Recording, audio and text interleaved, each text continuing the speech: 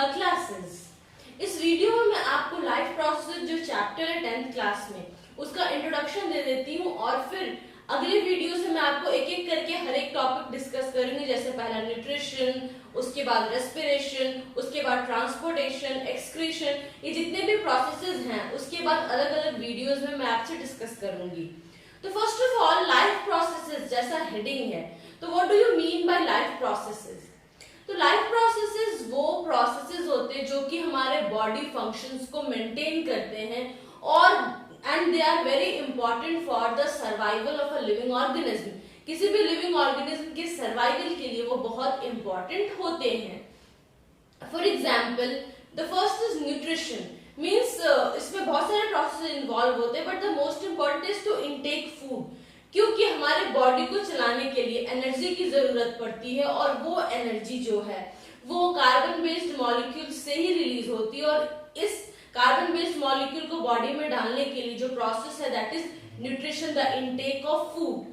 तो इसके जो raw materials that are required for our body for release of energy that are carbon based molecules, और जो life on earth sustain भी करता है तो उसमें most important thing is carbon based molecules. तो हमारे बॉडी में एनर्जी रिलीज भी होता है कार्बोहाइड्रेट से, ग्लूकोज से, और ये कार्बन बेस्ड मॉलिक्यूल्स ही होते हैं।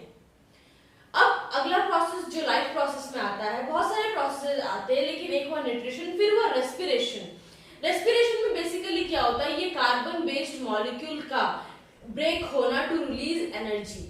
और कुछ ऑर्गेनिज्म एब्सेंस ऑफ ऑक्सीजन में भी रेस्पायर कर लेते हैं, लेकिन ज्यादातर ऑर्गेनिज्म को ऑक्सीजन का इंटेक चाहिए रेस्पिरेशन के लिए। तो रेस्पिरेशन प्रोसेस में ये इंटेक ऑफ ऑक्सीजन भी आएगा and excel of carbon dioxide भी आएगा। और जो नहीं इंटेक करते ऑक्सीजन का, जो ऑक्सीजन के एब्सेंस में ही कर लेते हैं breakdown of food to release energy, तो उनको ऑक्सीजन की तो कोई जरूरत है नहीं। तो फर्स्ट लाइफ प्रोसेस जो important that is nutrition, second is respiration, then third हम कह सकते हैं कि ट्रांसपोर्टेशन, क्योंकि जो मल्टी सेलुलर ऑर्गेनिजम्स होते हैं उसमें फूड हम कहीं और लेते हैं, ऑक्सीजन कहीं और जाता है और उसको हमको एक जगह मिक्स करना होता है ताकि वो कंबाइन करके जो ग्लूकोज है वो ब्रेक करके एनर्जी रिलीज कर सके। तो इसके लिए एक तीसरे प्रोसेस की जरूरत पड़ती है दैट इज ट्रांसपोर्टेशन। फिर आपका एक्सक्रीशन, क्योंकि जो वेस्ट प्रोडक्ट्स प्रोड्यूस होते हैं उसको बॉडी के बाहर रिलीज करना इंपॉर्टेंट है क्योंकि वो टॉक्सिक नेचर के होते हैं। तो फिर एक ट्रांसपोर्टेशन एक इंपॉर्टेंट प्रोसेस आ गया। फिर एक्सक्रीशन, एक्सक्रीट करना, तो excretion is an important life process. फिर रिप्रोडक्शन होता है क्योंकि रिप्रोडक्शन ही एक स्पेशीज के सर्वाइवल को कंफर्म करता है कि हाँ अगर रिप्रोडक्शन हो रहा है तभी वो स्पेशीज आगे चल के इस दुनिया में रहेगा। सो रिप्रोडक्शन इज इम्पॉर्टेंट।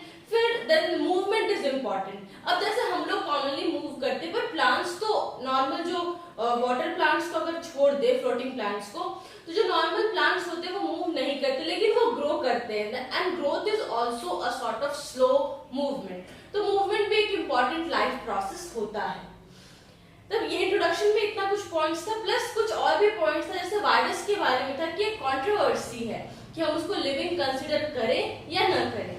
सो ये कंट्रोवर्सी इसलिए है क्योंकि जो वायरसेस होते हैं, अभी तो पूरी दुनिया में वायरस की वजह से आतंक मचा हुआ है, तो ये जो वायरसेस होते हैं वो एक्चुअली एक लिविंग बॉडी के बाहर वो कोई मॉलिक्यूलर मूवमेंट शो नहीं करते और एक लिविंग, हम लोग living quality, living life process में कंसिडर करते हैं मूवमेंट भी। तो वायरस जो होते हैं वो लिविंग बॉडी के बाहर, लिविंग सेल के बाहर कोई मूवमेंट शो नहीं करते, वो just like a non living thing रहते हैं।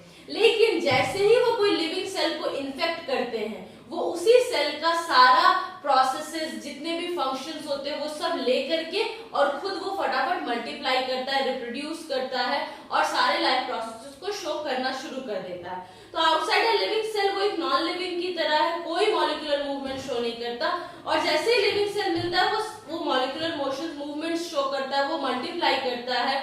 तो इस वजह से चूंकि ये दो अलग अलग क्राइटेरिया को शो करता है, इसलिए there is a controversy whether it is alive or it is non living. ये कंट्रोवर्सी होती है।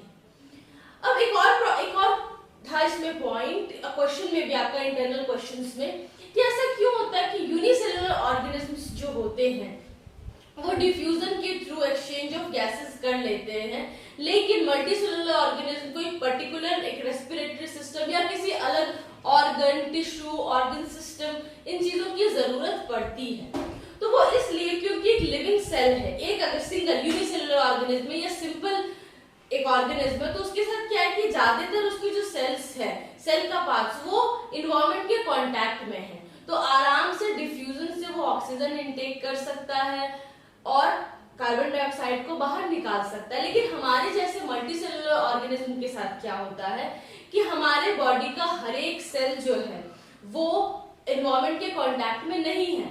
तो क्या होगा कि आउटर सेल्स मान लीजिए डिफ्यूजन से कर भी ले रेस्पायर, वो ऑक्सीजन को इनटेक और CO2 को एक्सेल, लेकिन हमारे बॉडी के मिलियंस ऑफ सेल्स तक सारे ऑक्सीजन को पहुंचाने में और CO2 फिर बाहर सरफेस तक लाने में बहुत टाइम लग जाएगा, और तब तक तो शायद कितने सेल्स ऑक्सीजन की कमी से मर भी जाए। तो इसीलिए डिफ्यूजन एक सिंपल प्रोसेस नहीं हो सकता है पूरे बॉडी के हर एक सेल्स में ऑक्सीजन पहुंचाने का एक मल्टीसेलुलर ऑर्गेनिज्म में, क्योंकि हमारे बॉडी का हर एक सेल इन्वायरमेंट के कांटेक्ट में, सराउंडिंग्स के कांटेक्ट में नहीं होता है।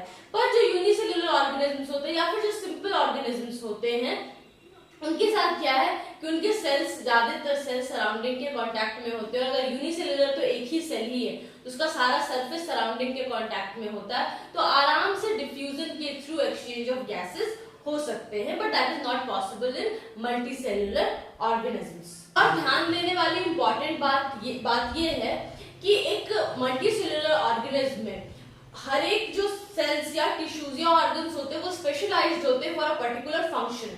तो ये कैसा सीक्वेंस है मैं आपको बताती हूँ। ग्रुप ऑफ सेल्स मिलकर के टिश्यू बनाते हैं, तो अ ग्रुप ऑफ सेल्स जो कि एक पर्टिकुलर फंक्शन परफॉर्म करे वो मिलकर टिश्यू बनाएगा। ग्रुप ऑफ टिश्यूज जो एक स्पेसिफिक फंक्शन परफॉर्म करे वो मिलकर ऑर्गन बनाएगा। ग्रुप ऑफ ऑर्गन जो स्पेसिफिक फंक्शन परफॉर्म करे वो ऑर्गन सिस्टम बनाएगा, और ऐसे ऑर्गन सिस्टम्स मिलकर एक ऑर्गेनिज्म बनाते हैं। So this was the introduction video of the chapter life processes. Hope आपको समझ में आया हो। फिर भी कोई प्रॉब्लम है, feel free to mention it in the comment box below, या फिर आप मुझे मेरे फेसबुक पेज पर मैसेज भी कर सकते हैं। That's all. Thank you. See you in the next video. Till then, keep smiling. Have wonderful days and keep yourself engaged in these lockdown days. Thank you.